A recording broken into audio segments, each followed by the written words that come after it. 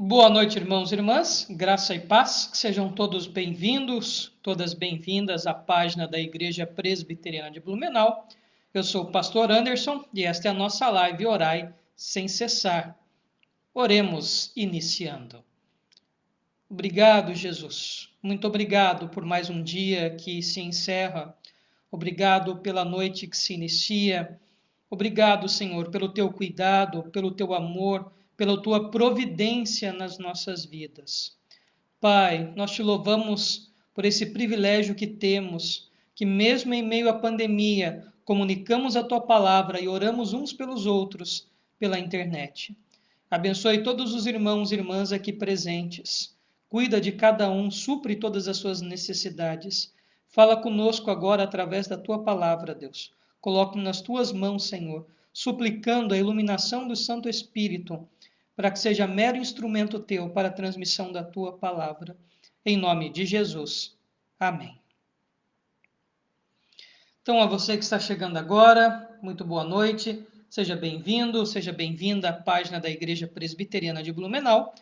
E vamos dar continuidade no nosso estudo de Atos dos Apóstolos. Lembrando que você pode deixar nos comentários seu pedido de oração, pode pedir por outras pessoas, pode pedir por você, pode agradecer, enfim, que após o estudo nós oraremos. Então vamos lá, iniciando o capítulo 3 de Atos. Atos, capítulo 3, versículos de 1 a 10. Falaremos hoje sobre a cura do paralítico ou do coxo, né? O termo usado aqui. Atos 3, de 1 a 10. Pedro e João subiam ao templo para a oração da hora nona. Hora nona, 3 horas da tarde, 15 horas. Então era comum, após o sacrifício da tarde, dava-se um pouco antes das 15 horas, ter um momento solene de oração no templo. Então Pedro e João foram participar desse momento de oração no templo. Veja, o evangelho é disseminado no templo, é disseminado na rua, é disseminado de casa em casa, ou seja, o evangelho e a manifestação do reino de Deus não está atrelado ou limitado por um lugar. Aonde há pregação, aonde há transformação por parte do Espírito Santo, ali nós temos o reino de Deus, que não é limitado a um lugar. Por isso que o evangelho é pregado em todos os lugares. Versículo 2. Era levado um homem coxo de nascença, o qual punham diariamente à porta do templo, chamada Formosa, para pedir esmola aos que entravam. Bom, coxo de nascença. Então, essa observação ao detalhe pode nos revelar o Lucas, o médico, né? Então, ele faz uma análise médica. Um coxo, um paralítico, provavelmente um paraplégico, alguém que não andava, né? Uma paraplegia, então paralisado da cintura para baixo. Pode ser esta a doença, a enfermidade deste homem. Bom, o que isso significava nos tempos do mundo antigo, aqui na Palestina do século I, né? Neste tempo apostólico, o que significava nascer coxo, nascer paralítico? Muito diferente do que nós imaginamos hoje, tá? Quando alguém nascia com qualquer deformidade, com qualquer deficiência, com qualquer paralisia, enfim, surdez, ou cegueira, ou qualquer deformidade física, falta de algum membro, etc. Isto era visto pela religião do passado, principalmente pelos círculos dos fariseus, como uma punição divina. Então, quem nascia nesses termos estava nascendo assim porque Deus estava punindo aquela pessoa, se nasceu assim por causa do pecado dos seus pais. Uma incompreensão do Antigo Testamento, quando Deus fala que toma vingança até a outra geração e etc. Né? Então havia esta ideia da divina retribuição, muito parecido com aquela doutrina budista que acabou sendo adotada pelo kardecismo e pelo espiritismo brasileiro, chamado karma, né? Ah, aquela pessoa nasceu aleijada porque na outra vida ela chutou a mãe, então ela está sofrendo agora. Então essa ideia de karma dharma, né? É o espiritismo brasileiro, que apesar de beber nas origens de Allan Kardec, né, o Rivail Leon Denis, traz essa concepção, né, talvez uma concepção mais moderna, que a pessoa, porque cometeu algo. Bom, não havia essa concepção reencarnacionista aqui na religiosidade judaica da Palestina nesse tempo, mas havia essa ideia da divina retribuição. Então, um filho poderia nascer aleijado por causa do pecado do pai, da mãe, do irmão mais velho, ou até do avô, do bisavô. Então, quando alguém nascia assim, ninguém se compadecia. Era raro quem se compadecia. Então, quando nós vemos lá no relato dos evangelhos, principalmente em Marcos, o esforço daqueles 4 amigos para levarem o paralítico até Jesus, é uma atitude excepcional. Geralmente as pessoas tinham desprezo pelas pessoas que eram aleijadas, que eram coxas nesta época, visto esta concepção religiosa da chamada divina retribuição. Nasceu assim porque ele merece. Se ele não pecou, pecaram os pais ou os avós e etc. Então, uma situação desse aleijado que ia para além da impossibilidade física. Então havia uma rejeição teológica. Ele foi ensinado desde criança que ele era maldito e Deus o havia amaldiçoado por causa do pecado de alguém. Ele era pobre, tinha que esmolar. Então, além do excludente teológico, né, dele ser alguém que as pessoas diziam, olha, você é amaldiçoado por Deus, ele também era excluído socialmente. Era uma pessoa miserável, dependia de mendicância. Então, você imagina a condição desse homem, a sua higiene, as suas roupas, a sua alimentação, enfim, uma pessoa extremamente à margem da sociedade. Tá? Esta era a condição. Sem contar a limitação física. Então, nós temos aqui limitação teológica. O que diziam os pastores, os padres, os teólogos dessa época aqui? Nasceu assim porque é maldito. Está recebendo o que merece. Se não foi ele que pecou, foram os pais ou os avós. Divina retribuição. Havia o desprezo social. Olha, é miserável, é mendigo. Uma pessoa dessa nem tocava outras pessoas por medo de ser apedrejada. Era vista como um entulho, né, para a sociedade. Se houvesse alguma influência social ainda da concepção greco-romana, né, para os gregos e para os romanos, o que tinha valor social era o homem adulto com capacidade militar. Vou dar um exemplo para vocês. Hoje, quando um navio vai afundar, é normal ouvirmos aquele grito, né? Mulheres e crianças primeiro. Você já não viu isso em filme, em desenho animado? Mulheres e crianças primeiro. Não havia isto, né? É muito comum hoje nós vermos. Na época aqui, né, historicamente falando, uma concepção grega, né, e também romana, em certo sentido, até mais romana, né, do que grega, visto que os gregos já tinham perdido o seu espaço de nação dominadora do mundo para os romanos.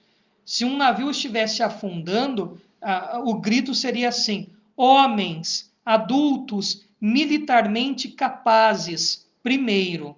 Depois, homens um pouco mais idosos, mas que ainda conseguem segurar uma espada. E, por fim, mulheres e crianças. Se sobrar espaço, crianças. Então, era a concepção social muito diferente da nossa. Por isso é muito importante nós termos conhecimento histórico e social, ou pelo menos tentarmos ter, de como que funcionava o mundo antigo, para compreendermos com maior clareza os textos bíblicos. Porque se nós olharmos a história de 2000 anos atrás, desse contexto romano, na Palestina e etc., a partir da nossa concepção histórica, no século XXI, de brasileiros, etc., nós vamos cometer muitos equívocos na interpretação do texto. Tá? E, por esse motivo, né, ele não era militarmente capaz. Então, ele socialmente não tinha valor algum, né? Era sem valor. E, por fim, a própria limitação física. Né? Imagina, esse homem não andava, então ele dependia das pessoas para o levarem para darem de comer. Provavelmente, por causa do desleixo, não era toda a vida que levavam ele a um banho, a fazer as suas necessidades fisiológicas. Provavelmente ele muitas vezes fazia xixi em si mesmo, cocô em si mesmo e ficava ali largado. Isso deve ter gerado outras doenças, feridas, etc. Essa era a condição do aleijado. E ninguém tinha misericórdia, porque a ideia era Deus fez porque ele mereceu ou porque os pais mereceram ter um filho assim, porque pecaram e etc. Não tinha para onde correr. E esse mendigo, coxo, à porta do templo estava. Interessante que eles estão diante da porta chamada Formosa. Provavelmente é um apelido da porta de Nicanor. Essa porta de Nicanor, do templo de Herodes o Grande, era uma porta com quase 22 metros de altura e revestida de bronze. Era suntuosa, era uma fortuna, era uma porta caríssima, não dava nem para se avaliar o preço, uma porta imponente. E diante dessa porta riquíssima de bronze, de outros metais preciosos, de tamanha suntuosidade, estava ali o coxo, provavelmente urinado, cheio de assaduras, sujo, mal cheiroso, esmolando, marginalizado pela teologia, pela sociedade e pelas pessoas. Essa pessoa, nessa condição miserável, está diante de uma porta de bronze caríssima, inestimável, do templo. Temos o contraste ali da suntuosidade do templo e da miserabilidade do ser humano à porta da casa de Deus, esmolando. Para o judeu, Deus morava ali dentro do templo, mas parece-me que Deus tinha ficado para fora nesse tempo. Vendo Pedro e João, ele fez do que era comum, ele tinha que suplicar esmola, ele dependia dessa esmola para se alimentar. Pedro, fitando juntamente com João, disse: olha para nós. É notável que tanto Pedro quanto João se compadecem deste homem. O Espírito Santo já estava neles, já estava com eles. Eles viram muitas vezes a atitude de Jesus diante dessas pessoas paralíticas, coxas, e agora eles vão colocar em prática aquilo que eles aprenderam com o próprio Mestre. Ele os olhava atentamente, esperando receber alguma coisa.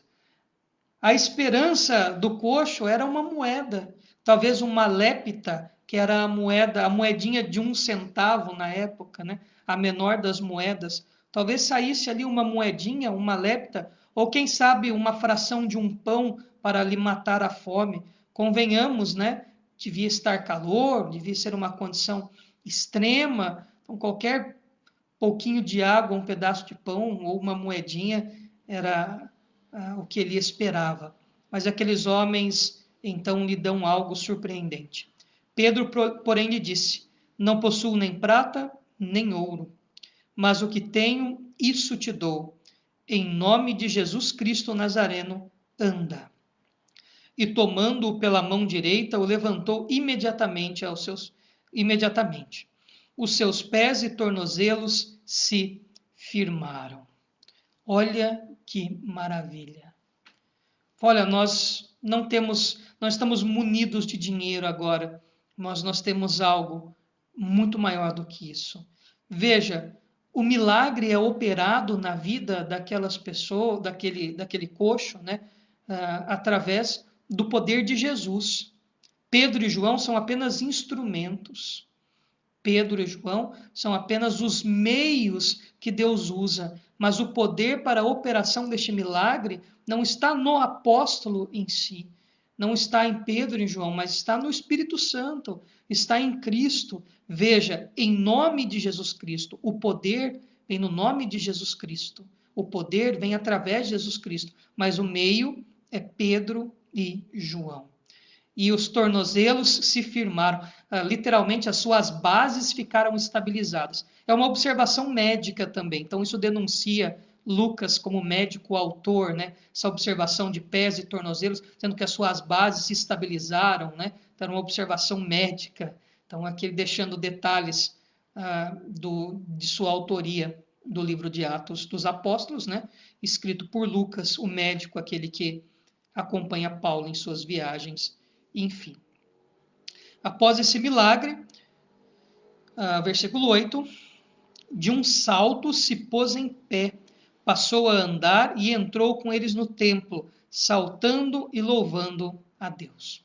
Nota, nós temos que ler a Bíblia, e temos que ler a Bíblia com atenção.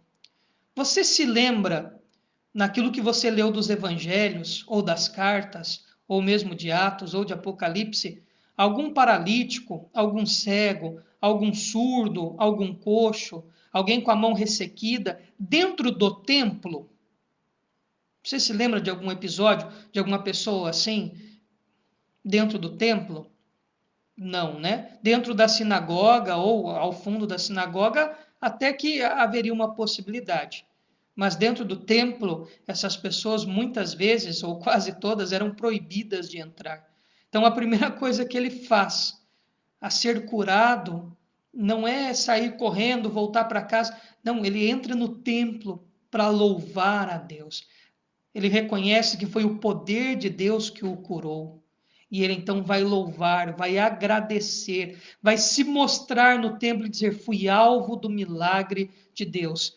E só do milagre físico, eu acho que há uma. Já que eu expus para vocês o que a teologia do passado dizia acerca da situação dele, eu acho que a cura que há no coração dele é tão importante quanto a cura física, porque ele pode olhar agora para o sacerdote, ele pode olhar para os levitas do templo, pode olhar para os mestres da lei e falar assim: se é que teve pecado, eles foram perdoados, porque eu estou em pé, porque eu estou pulando, eu estou andando. Agora eu não sou mais um maldito de Deus, agora eu sou um bendito do Senhor. Que transformação, mais do que a cura física do paralítico, nós temos uma transformação espiritual. Agora não tem mais divina retribuição. Ninguém pode falar: ó, você está sendo punido pelo pecado dos seus pais, dos seus avós, dos seus bisavós. Agora ele é bendito do Senhor. E é demonstrado através da vida dele. Ou seja, aquele estigma social da religião cai por terra.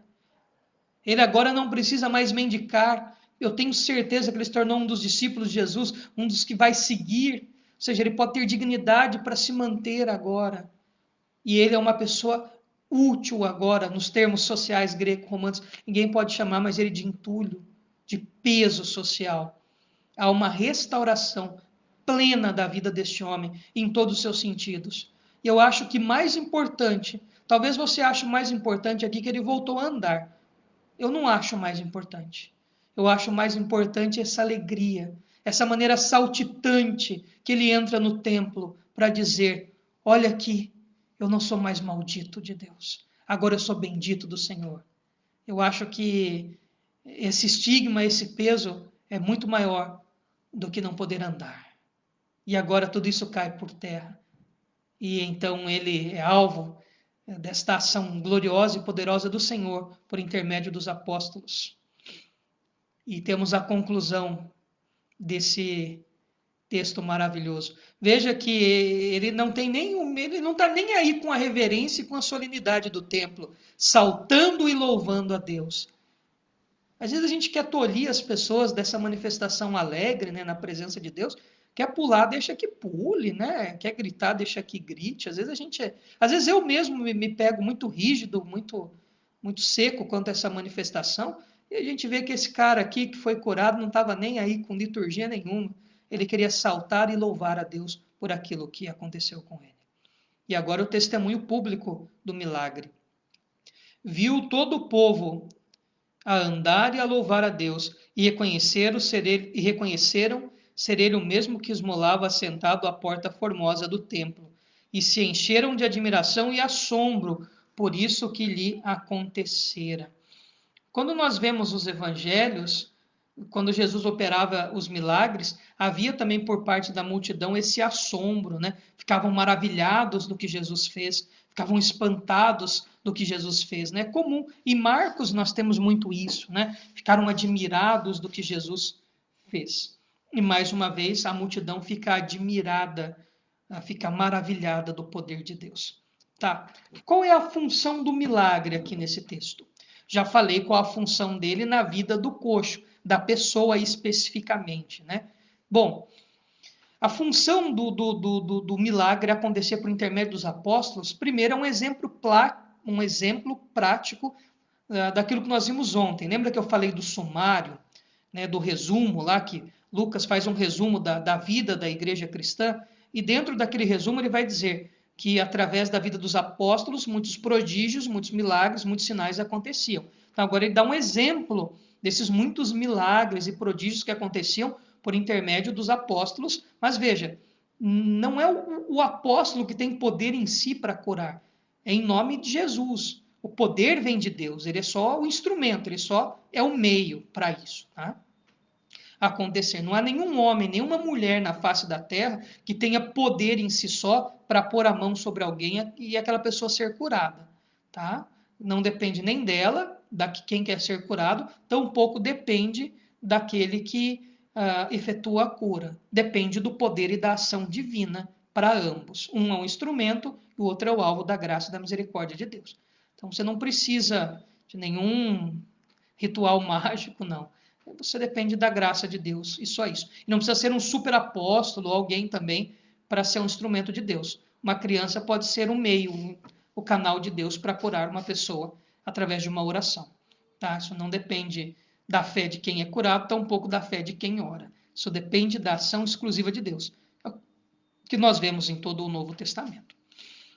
Uma coisa importante, né, que a função do milagre aqui é referendar ou mostrar ou dar substância, assinalar que o reino de Deus é chegado. O reino de Deus chegou. Os sinais mostram que Jesus é o Cristo, mostram que a pregação daqueles homens é correta. Deus está com eles. Ou seja, os sinais servem como testemunho para a primeira igreja, servem como testemunho para mostrar que o reino de Deus está aí. Ou seja, que é fato aquilo que eles falam acerca de Jesus. Então, o sinal é uma prova material de que o reino de Deus é chegado, de que o anúncio do evangelho é correto, de que aqueles apóstolos não estão inventando nada, né? Que realmente a obra que Cristo inicia nos evangelhos permanece agora com a igreja, por intermédio dos apóstolos. Então, esta ideia aí importante de ser mostrada. Um outro aspecto do milagre também, eu vejo nessas operações de milagre um quê de fim do mundo, né? Eu vou explicar. O milagre aqui, a cura, serve como uma antecipação do que vai ser o reino eterno, a glória, a presença eterna de Deus. Por quê? Quando nós estivermos na presença de Deus, bom, se nós estivermos vivos e Jesus voltar, então nós seremos transformados. Se eu morrer daqui a pouco e Jesus não voltou, eu vou para junto dele. Então já vou desfrutar da presença dele e do reino pleno, da plenitude do reino de Deus, da presença plena do Senhor, sem nenhuma limitação.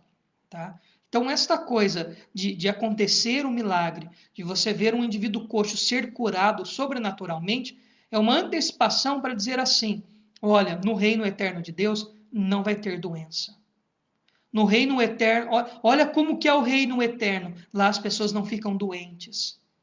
Lá as pessoas terão uma saúde perfeita. Então eu vejo um quê escatológico, um quê meio de fim do mundo também nessa questão da operação dos milagres. É uma ideia de antecipar, para dizer, olha, o reino já está aqui. É óbvio que ele vai se desdobrar e ser algo infinitamente maior do que se pode imaginar. Esse coxo, mesmo sendo o alvo desse milagre, ele morreu e pode ter ficado doente depois, pode ter pego gripe, pode ter quebrado a perna, o braço e etc. Ele ainda estava suscetível, né, a adoecer. Mas esta cura milagrosa que acontece na vida dele é já uma antecipação do reino eterno. É para dizer, olha, quando nós estivermos na glória eterna do Pai, quando de fato estivermos na presença dele, não teremos mais doenças. Então é uma maneira de Cristo mostrar, antecipar como que será o reino eterno, como que será o reino dele a nós. Então, a função do milagre também abre essa possibilidade, né? Então, serve de testemunho físico, material, para endossar, para assinar, para dar, para referendar que o reino de Deus ali está acontecendo, que a pregação dos apóstolos é fato, que é de Deus, que é pelo poder de Deus que aquilo que está acontecendo, aquilo que é testemunhado, é a ação de Deus, ou seja, a continuação do ministério de Cristo através agora da igreja, dos apóstolos, mas também uma antecipação do reino eterno. Veja só, lá não vai haver doença. E espero que esse texto alegre o seu coração da mesma maneira que alegrou a vida desse coxo. Sabe por quê? Antes de Cristo, nós também éramos aleijados, também éramos coxos por causa do pecado. Éramos malditos de Deus por causa do pecado.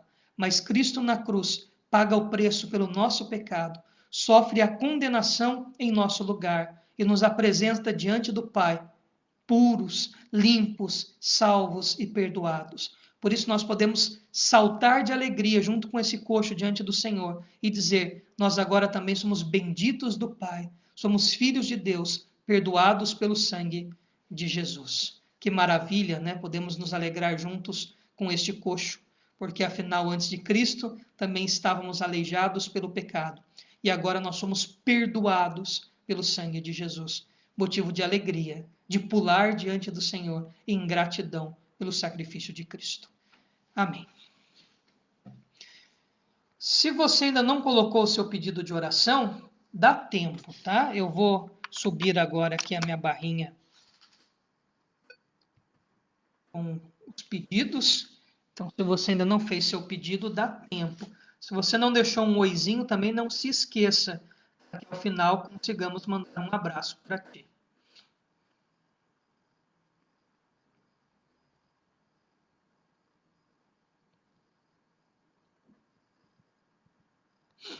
Primeiro pedido que aparece para mim aqui do diácono Osni. Pedimos oração pelo nosso sobrinho Cristiano, que se encontra internado com uma lesão na lombar devido a uma queda. Pede também pela Cristina, que também é sobrinha do Osni, e pela filha da Cristina, Angélica. E pede pelo seu tio João Antônio, que continua na UTI. Pede por todas as famílias e por todos que estão adoentados. A nossa irmã Letícia pede oração pelo seu filho Ricardo, para que Deus o proteja, né? O Ricardo é policial militar. Pede também pela saúde da Ivanilde e da Iracema.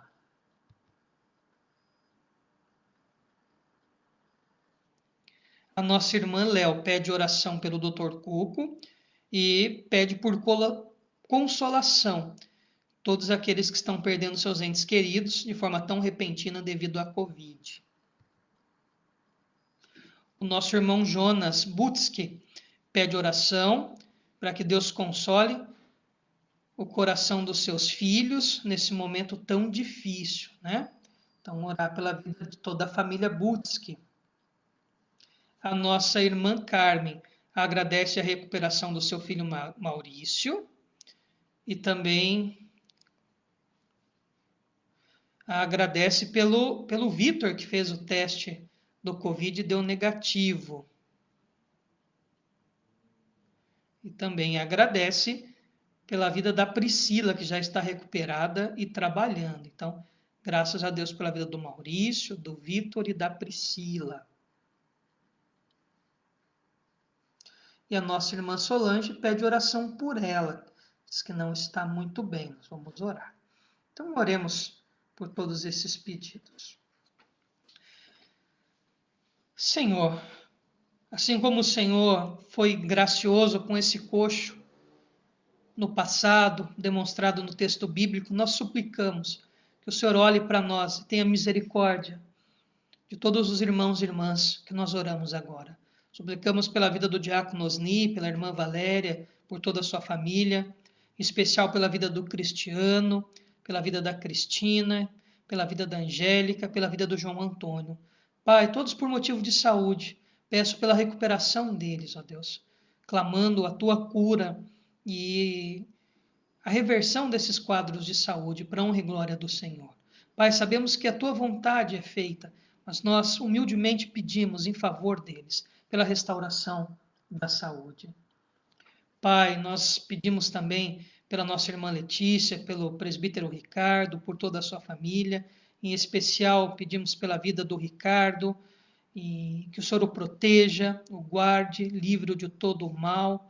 Pai, toma-o nas tuas mãos, sobre todas as suas necessidades, e guarda, Pai, toda a família da nossa irmã Letícia.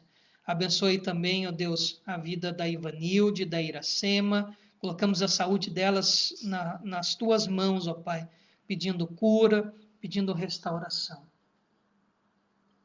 Senhor eterno, abençoe o Dr. Cuco, que continua internado lá em Lages. Pedimos que o Senhor restaure a sua saúde. Toma nas tuas mãos a vida do teu servo, ó Pai. Cuida dos seus familiares também, apreensivos nesse momento. Deus, tenha misericórdia de todas as pessoas que estão perdendo seus entes queridos por causa do Covid-19. Tenha misericórdia destas famílias, ó Santo Espírito. Conforte, console, traga ânimo do alto para cada um deles e delas. Pai, abençoe os filhos do seu Jonas, abençoe o seu Jonas também, todos sofrendo pela partida da Dona Maria de Lourdes. Pai eterno, tenha misericórdia desta família, console-os, toma-os, ó Pai, diante do Senhor. Santo Espírito, conforta estes corações tristes e mostra-os que esse luto vai passar e que não é um adeus, é um até breve, que um dia estaremos reunidos novamente com quem nós amamos na tua presença. Que esta palavra de consolo fixe em nosso coração, ó Pai, de sabermos que esses entes queridos que estão partindo desfrutam da tua companhia, Jesus, e que um dia também estaremos juntos com eles, e lá não haverá mais morte, não haverá mais tristeza. Pai, nós agradecemos também, mesmo nesse momento difícil, pela recuperação do Maurício. Continuamos a suplicar pela vida do Vitor, ó Pai. Graças a Deus, graças a Ti, ó Pai, o resultado foi negativo. Deus, nós te louvamos pela vida da Priscila, que já está recuperada e trabalhando. Toma a vida do Maurício, do Vitor, da Priscila nas tuas mãos. Abençoe a dona Carmen, abençoe o seu Omar. Toma toda a família dela nas tuas mãos, Senhor. Tanto os do Brasil quanto os do Chile. Pai, que o teu amor, a tua graça se estenda a todos eles, suprindo todas as suas necessidades. Deus eterno, abençoe a nossa irmã Solange. O Senhor sabe o coração dela, sabe das suas necessidades.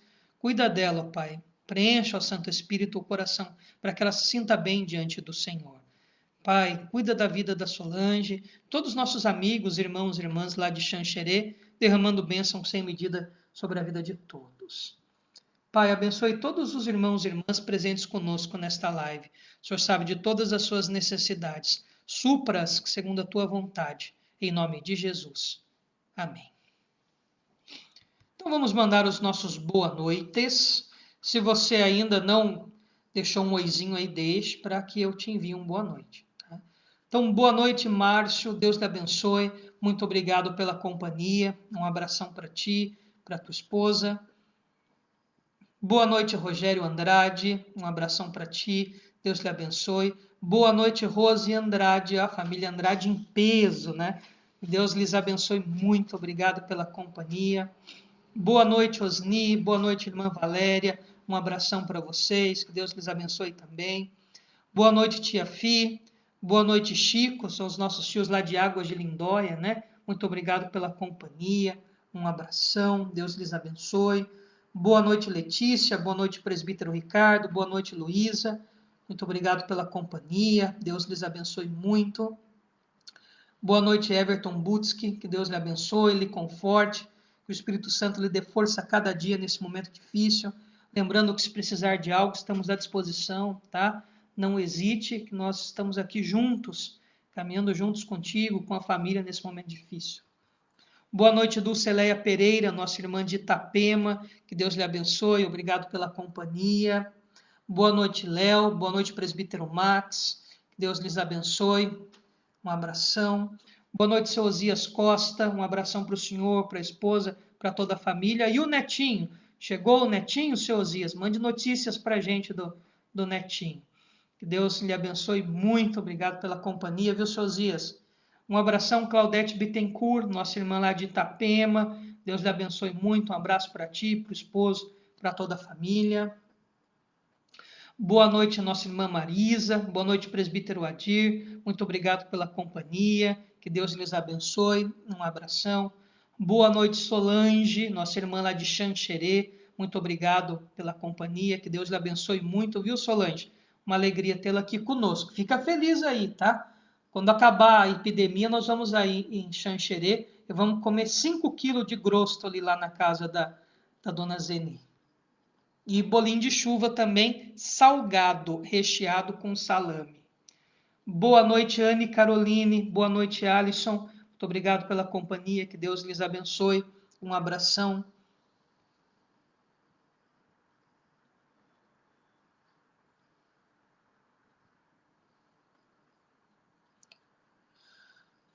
Boa noite, Diácono Osni. Boa noite, irmã Valéria. Boa noite, dona Zeni. Boa noite, seu Dino. Boa noite, Ana. Deus lhes abençoe. Um abração. Obrigado pela companhia. Boa noite, seu Jonas Budski. Muito obrigado pela companhia. Que o Espírito Santo continue a consolar, a confortar o senhor. É o que eu disse ao Everton, digo ao senhor também, se precisar de algo, estamos aqui à disposição, tá? Só dizer que, para além das orações, estamos aqui juntos, para caminhar juntos nesse momento difícil. Conte conosco. Além das orações, tá? Precisando de algo, estamos à disposição.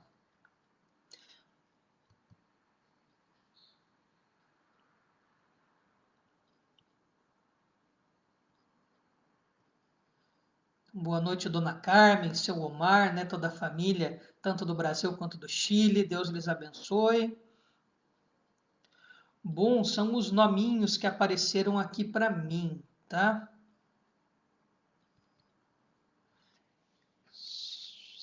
Caso você tenha comentado ou está assistindo o vídeo e o seu nome não apareceu, né?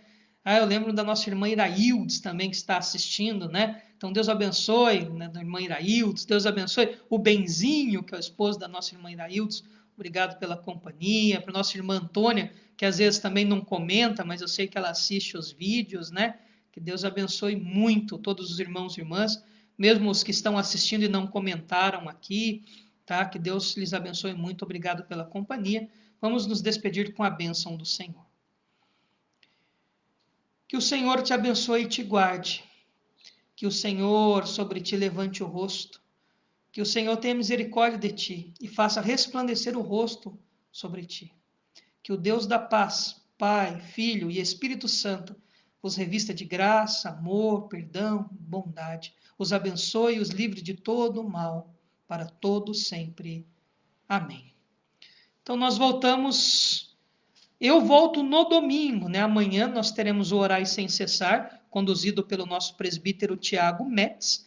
E eu estarei numa reunião com os jovens amanhã à noite, né? Teremos uma interação digital com os jovens amanhã. Teremos um momento com a mocidade da igreja, né?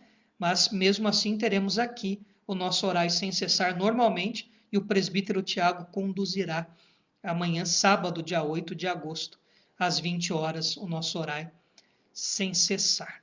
Então, boa noite a todos e a todas. Até amanhã.